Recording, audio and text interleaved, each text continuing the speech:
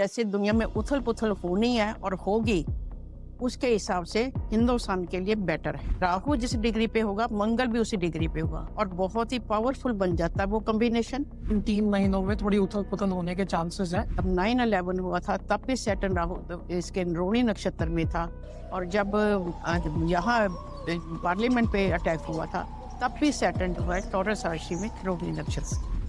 और काफ़ी सारे जो जियोपॉलिटिक्स में इन्वॉल्व्ड हैं, खास करके जो पाकिस्तान को लेके पॉलिटिक्स का एनालिसिस करते हैं, वो कह रहे हैं कि पाकिस्तान के भी टूटने के चांसेस हैं।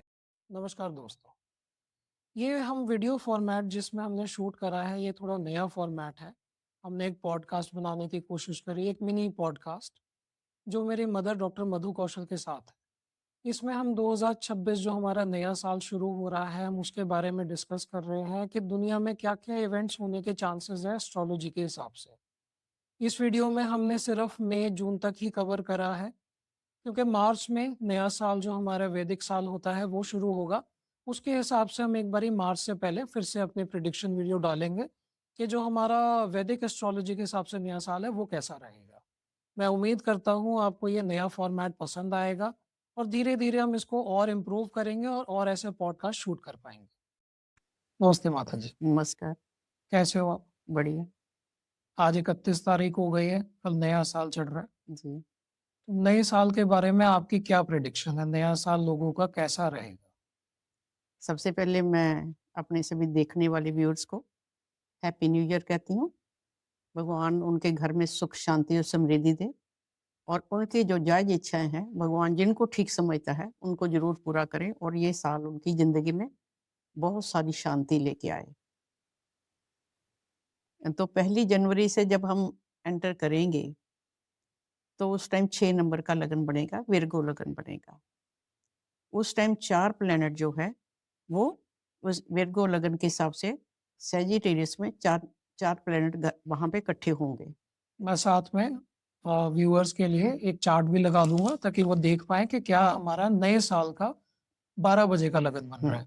ये कहना सही होगा कि हम 12 बजे का लगन लेते हैं? मतलब बिल्कुल जी जब हाँ, 12 बज के 1 मिनट होंगे 12 वही बज है? के बस 1 मिनट होता तभी का लगन लिया जाता है क्योंकि इसमें सनराइज़ का कोई मतलब नहीं होता।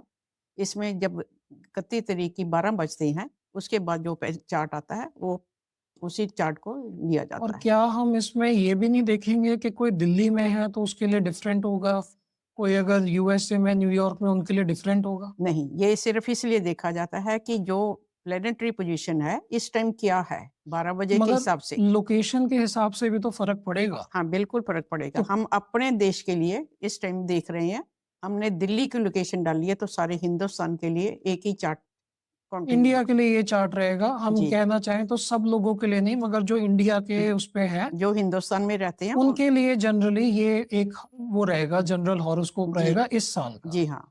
तो इस साल में क्या-क्या दिख रहा है? क्या कठिनाइयाँ हैं? अच्छा साल निकलेगा लोगों का इंडिया में या बुरा निकलेगा? इसमें सन, मार्स, वीनस और मरकरी सैजिटेरियस राशि में बैठे हैं और इसमें से जो राजा है इस साल का, वो जुपिटर है और मंत्री जो है, वो मंगल है। तो जुपिटर तो ओवरऑल अच्छा रहेगा, राजा इसका मतलब है कि अच्छा हाँ, रहेगा। जुपिटर अच्छा रहेगा मगर जुपिटर डायरेक्ट नहीं है, रेट्रोग्रेड है। मगर मंगल जो है वो डीपली कंबस्ट है क्योंकि सन के बहुत क्लोज़ली है। सन अगर 16 डिग्री का है तो मंगल 18 डिग्री का है। वीनस जो है वो 14 डिग्री का, वो भी डीप कंबस्ट है और मरकरी कंबस्ट है। तो जुपिटर रेट्रोग्रेड है। जुपिटर 10वें घर से बैठ के इसको देखता है और चौथा घर जो है पब्लिक का माना जाता है। उनके मंडेन एस्ट्रोलॉजी में हम चौथा घर पब्लिक का ले रहे जी हैं। हाँ, और 10वां घर सरकार का माना जाता है। तो सरकार का एक पॉजिटिव एटीट्यूड होगा क्योंकि जुपिटर जुपिटर के नक्षत्र में बैठ के अपनी ही राशि को देख रहा है और अपनी ही पब्लिक को देख रहा है। तो इट मीन्स सरकार जो है वो बहुत ही दयालु और नर्म स्वभाव रखेगी अपने ये पब्लिक के लिए। मैंने अपने पास भी चार्ट खोला पर जुपिटर जो है वो जुपिटर की राशि में तो नहीं है, वो मरकुरी में जुपिटर है। मरकरी की राशि में अगर देख उसको रहा है अपनी फोर्थ हाउस। राशि को देख रहा जी हाँ, अपनी राशि को देख रहा है और चारों प्लैनेट्स को देख रहा है। है। हुँ। डायरेक्ट नहीं है, रेट्रोग्रेड है, मगर फिर भी ठीक है क्योंकि जुपिटर जुपिटर के ही नक्षत्र में है और बहुत पावरफुल बन जाता है, इस वजह से। तो लोगों के लिए ओवरऑल कहा जाए तो अच्छा साल रहेगा, क्योंकि जुपिटर अगर देख रहा है, जुपिटर की राशि है, तो क्या अच्छा साल रहेगा? हाँ, जुपिटर देखने से जैसे इसमें बढ़ोतरी, अच्छे गुणों की बढ़ोतरी चौथे घर की हो गई है। चाहे इसमें 4 2 मेलेफिक हैं, मंगल और सन दोनों ही मेलेफिक हैं, मगर फिर भी जुपिटर के देखने से वो बहुत बेनिफिशियल हो गया है। सन मैंने क्यों मेलेफिक कहा? क्योंकि सन इस चार्ट में 12वें का लॉर्ड है, 12th का लॉर्ड है, हुँ, तो इसलिए। और जो मंगल है वो तीसरे और 8वें का लॉर्ड है।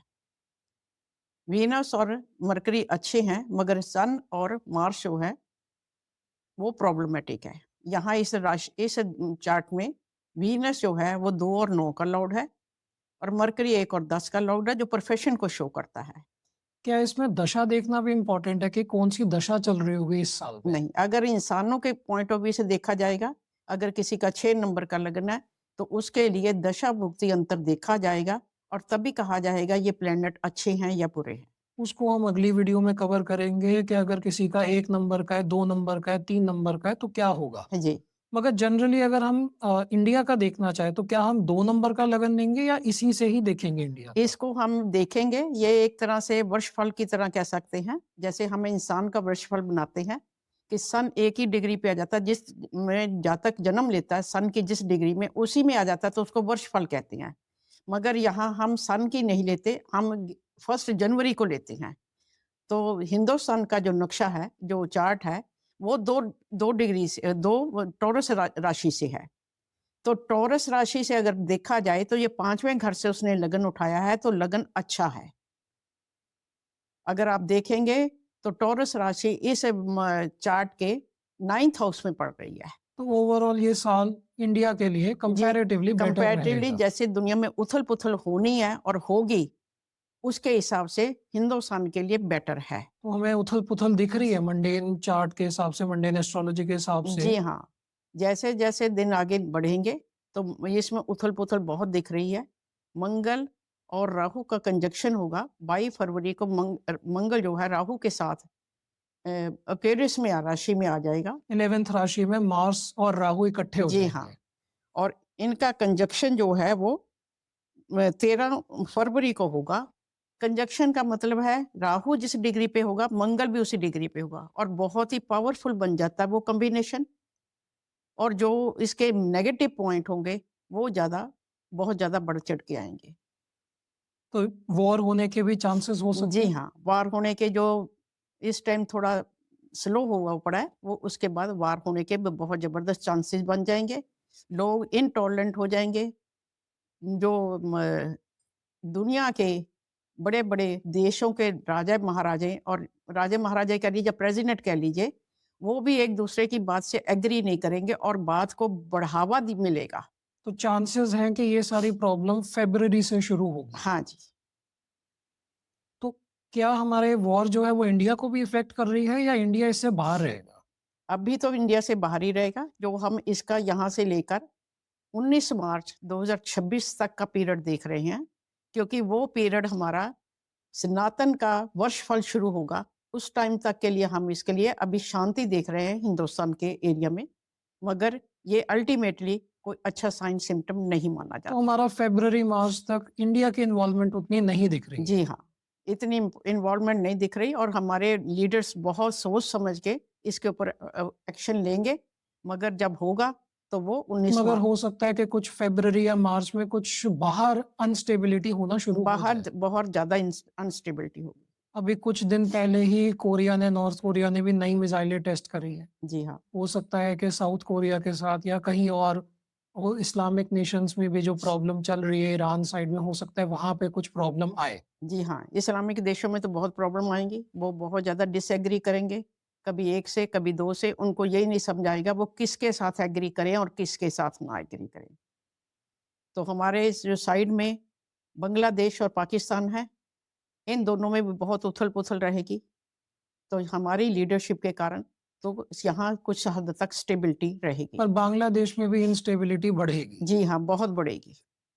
और काफी सारे जो जियोपॉलिटिक्स में इन्वॉल्व हैं, खास करके जो पाकिस्तान को लेके पॉलिटिक्स का एनालिसिस करते हैं, वो कह रहे हैं कि पाकिस्तान के भी टूटने के चांसेस हैं। वो इस साल में नहीं है, वो अगले सालों में होंगे, वो हम आपको बता दिया जाएगा। अभी 2026 में ऐसा कुछ भी नहीं है। नहीं, लड़ाई झगड़े बहुत होंगे, बहुत ज़्यादा शोर-शराबा वहाँ होगा, मगर जो ब्रेकअप होता है उसके लिए टाइम लगेगा। पर ब्रेक दिख रहा है। जी हाँ, ब्रेक दिख रहा है, 2027-28 के आसपास दिख रहा है। 28 के आसपास। क्या ये तब होगा जब सैटर्न रोहिणी नक्षत्र में आ रहा है? जी हाँ, उसी के आसपास? जब सैटर्न रोहिणी नक्षत्र में आएगा, तब इसने बहुत उथल-पुथल करी थी। जब 9/11 हुआ था, तब भी सैटर्न इसके रोहिणी नक्षत्र में था, और जब यहाँ पार्लियामेंट पे अटैक हुआ था, तब भी सैटर्न जो है टॉरस राशि में रोहिणी नक्षत्र में था। जब भी आई है सैटर्न रोहिणी नक्षत्र में आया, ये हमेशा ही ऐसी उथल-पुथल बहुत ज़्यादा करता है। उस समय पे इंडिया को भी असर पड़ेगा, पूरी दुनिया में। इंडिया को भी असर पड़ेगा, बाकियों सब पे भी असर पड़ेगा। अभी हम पे इकोनॉमिकली असर पड़ेगा, मगर अभी हम इतना ज़्यादा नहीं टूटेंगे जैसे कि बाकी सब देश टूट गए। तो ये हमारी प्रेडिक्शन सिर्फ मार्च तक की है या पूरे साल नहीं, की है? मार्स और राहु जो है, वो मैंने अभी आपको बताया 13 फरवरी को वो इकट्ठे हो जाएँगे, और उसके बाद मार्स जो आगे निकल जाएगा, मार्स आके सैटर्न के साथ कंबाइन कर जाएगा। पहले राहु के साथ था, राहु के चुंगल से निकलेगा तो वो सैटर्न के साथ आ फिर जाएगा। मार्स और सैटर्न अपना कंजंक्शन बनाएंगे। जी हाँ, तब सैटर्न और मार्स कोई अच्छा कॉम्बिनेशन ये भी नहीं बनाते, ये भी बहुत प्रॉब्लम है। मार्स और राहु जो कॉम्बिनेशन बनाते हैं, वो एक अंगारक योग बनाया जाता है, बनता है। और ये सैटर्न और मार्स जो है, इन दोनों की फिर वही बात होगी कि जब सैटर्न भी जो है और मार्स भी जो है, दोनों एक ही राशि में पाइसेस में होंगे, तब ये उथल-पुथल को और भी ज़्यादा बढ़ाएँगे। ये हमारा मार्च में होगा। जी हाँ। और क्या पूरे मार्च में ये रहेगा या मार्च में दोनों अलग भी हो रहे हैं? क्योंकि ये मार्स एक थोड़ा फास्ट मूविंग प्लैनेट है, तो वो तो आगे निकल जाएगा। ये 19 अप्रैल को मार्स और सैटर्न का कंजंक्शन होगा। 19 अप्रैल को होगा। तब मार्स और सैटर्न एक ही राशि पे आएँगे। तो कहने का मतलब है फरवरी, मार्च, अप्रैल इन 3 महीनों में थोड़ी उथल-पुथल होने के चांसेस हैं। जी हाँ, चाहे इंडिया की उतनी इन्वॉल्वमेंट ना हो रही हो, पर दुनिया में ज़रूर उथल-पुथल आएगी। इकोनॉमिकली हम पे भी इफ़ेक्ट होगा। जब दुनिया को ज़्यादा इफ़ेक्ट होगा, तो इकोनॉमिकली हम भी सफ़र करेंगे। उसके आगे का आप कुछ कहना चाहेंगे? उसके हाँ, आगे के बारे में? उसके बारे में आपको मैं थोड़ा-सा बात करूँगी कि 19 मार्च 2026 को सुबह के 6:31 पे हमारा जो लगन बनता है, सनातन वर्ष प्रवेश, वो 12 नंबर का बनता है। 12 नंबर मीन्स स्पाइसेस। ठीक। स्पाइसेस में भी 3-4 प्लैनेट इकट्ठे हैं। तो वो भी कोई बहुत बढ़िया कॉम्बिनेशन नहीं है, पर हमारे लिए कोई बुरा नहीं है। तो ये 11 मई 2026 को मार्स जो है पाइसेस के साथ पाइसेस से निकल कर एरीज में आ जाएगा, और मार्स जो है समवट कंफर्टेबल अपनी राशि में आके बहुत कंफर्टेबल फील करेगा। उस टाइम तक थोड़ा आप कह सकते हैं कि बेटर हो जी जाएगा। हाँ, क्यों? क्योंकि मंगल, राहु और सैटर्न दोनों के एक्सिस से निकल जाएगा और वो अपनी राशि में आएगा। वो चाहे हमारे हॉरोस्कोप में, हिंदुस्तान के हॉरोस्कोप में वो 12वां घर पड़ता है। उस पॉइंट से नुकसान भी कर सकता है। उसमें जो खर्चा होगा फौजेज़ मार्स जो है वो फ़ौज को रिप्रेज़ेंट करता है। तो फ़ौज पे खर्चा होने के जी चांसेस हाँ, हैं। फ़ौजेज़ पे फ़ोर्सेस पे खर्चा होगा, और फ़ोर्सेस की छोटी-मोटी झड़प हो सकती है। उसमें कुछ हमें लॉसेस सहना पड़ सकता है। तो जो लॉन्ग टर्म में ज़्यादातर एस्ट्रोलॉजर और लोग प्रेडिक्ट कर रहे हैं कि आगे उथल-पुथल होगी, ये उस साल उसका एक ट्रेलर टाइप सा है। जी हाँ, ये अभी सिर्फ़ शुरुआत दिखाई देगी थोड़ा-थोड़ा। 2026 में हम उसका थोड़ा ट्रेलर, थोड़ी शुरुआत देखेंगे और आने वाले टाइम में फिर और ज़्यादा ये बढ़ेगा। जी हाँ, ये आगे 27-28 तक चलता रहेगा। जब सैटर्न रोहिणी में आएगा 28 के बाद। अभी तो एरीज़ में आना उसने, फिर उसके बाद रोहिणी में आना है। एरीज़ में आएगा तो वो हिंदुस्तान के 12वें हाउस में कोऑपरेट करेगा। तो तब तक हम कह के चलें कि थोड़ी प्रॉब्लम चलेंगी, उस टाइम पे मेन उथल-पुथल आएगी। जी हाँ, और ये हमारी 2028 में शुरू होगी, तो कुछ साल तक, 1-2 और साल फिर तक रहेगी। सैटर्न जब रोहिणी में आएगा तो फिर वो एक्सट्रीम करेगा। और 1-2 साल तक ये रहेगा। ये 2.5 साल रहेगा। 2.5 साल जी, रहेगा। हर हम राशि में ये 2.5 साल तक रहता है। अभी के लिए तो हम 2026 का ही देखते हैं कि 2026 जो है, स्टार्टिंग में कुछ इवेंट होने के, कुछ प्रॉब्लम होने की उम्मीद दिख रही है। जी हाँ, दिख रहे हैं। और उसके बाद हमने ये अप्रैल मई तक देख लिया कि उसके सैटर्न बाद और इज़राइल और ईरान की लड़ाई के आसार दिख रहे हैं। और रिसेंटली जैसे अब पाकिस्तान जो है वो इज़राइल के साथ होके लड़ रहा है। इससे हो सकता है कि प्रॉब्लम ये लग रहा है लोगों को कि इज़राइल ने पाकिस्तान ने अपनी फ़ौजें जो हैं इज़राइल के लिए हमास को हथियार छोड़ने के लिए वहाँ रखा है, मगर ऐसा होगा नहीं। आपके हिसाब से वो नहीं लड़ेंगे। वो लड़ेंगे नहीं, वो दिल से नहीं लड़ेंगे। उनको यही है कि इज़राइल जो है बहुत बुरा कंट्री है और उनके अपने देश में उनके फ़ौज वहाँ भेजने से बहुत ज़्यादा अनरेस्ट हो जाएगा। पब्लिक उनकी बहुत ज़्यादा एंगर में है, अभी भी है और अब जब ज़्यादा हो जाएगा और उनके द्वारा कुछ हमास के लोग मारे जाएँगे, तो वहाँ बहुत ज़बरदस्त तो ये जो हमें अनरेस्ट दिख रहा है ज़्यादा चांसेस है कि मिडल ईस्ट में ही आएगा। ईरान, इज़राइल यहीं पे ही ज़्यादा उसमें तो अनरेस्ट होगा आएगा। ही होगा। बाकी जो ये रशिया और यूक्रेन की लड़ाई है, अगर ये मई तक नहीं रुकी, तो ये आगे बहुत भयंकर रूप लेगी। तो मई तक रुकने के चांसेस हैं, मई एस्ट्रोलॉजिकली है। मई तक रुकने के चांसेस दिख रहे हैं, अगर बहुत ज़्यादा एफर्ट्स की जाए और हर एक इंसान जो है अपनी-अपनी जगह पे अपना-अपना रोल प्ले करे, तो रुकने के चांसेस है और भगवान करे ये रुक जाए। उसके आगे आपको मई, जून के आगे क्या आप उसके बारे में कुछ कहना चाहेंगे? नहीं, ये मैं 19 मार्च 2026 को जब हमारा नया वर्ष प्रवेश होगा, हम उसका चार्ट बना के उसको पूरा एनालिसिस करके इसके साथ फिर हम उसके साथ हम कोरिलेट को करेंगे कि दोनों कैसे एक साथ जी बैठ हाँ, रहे हैं। कि नया साल हमारा सनातनी नया साल और इंग्लिश नया साल, इसमें क्या-क्या कॉमन चीज़ें दिख रही हैं जो मस्ट है, जो ज़रूर होगी और जो सिर्फ़ सनातनी दिखा रहा है, तो फिर उसके बारे में भी हम आपको डिटेल में बताएँगे। उसके बारे में हम एक और वीडियो जो है नए साल से पहले हमारा जो अपना नया साल होता है, उससे पहले एक और वीडियो बनाएँगे। जी हाँ, मुझे उम्मीद है दोस्तों आपको ये पॉडकास्ट पसंद आया होगा। कुछ चीज़ें हैं जो हमें अभी भी इम्प्रूव करने की ज़रूरत है, जो हम आने वाले एपिसोड्स में और इम्प्रूव करेंगे। और आने वाले एपिसोड्स में हम कोशिश करेंगे कि हर राशि का हम कवर भी कर पाएँ कि नया साल कैसा रहेगा। एरीज़ के लिए, टॉरस के लिए, जेमिनी के लिए हम कोशिश करेंगे सबके लिए अलग-अलग वीडियो बनाएँ, ताकि आपको पता हो कि आपका नया साल क्या कैसा रहेगा, आप क्या एक्सपेक्ट कर सकते हैं। धन्यवाद। अगर आपको हमारा वीडियो पसंद आया तो आप वीडियो को लाइक कर सकते हैं, चैनल को सब्सक्राइब कर सकते हैं और हमें डिफरेंट सोशल मीडिया प्लेटफ़ॉर्म पे फॉलो भी कर सकते हैं।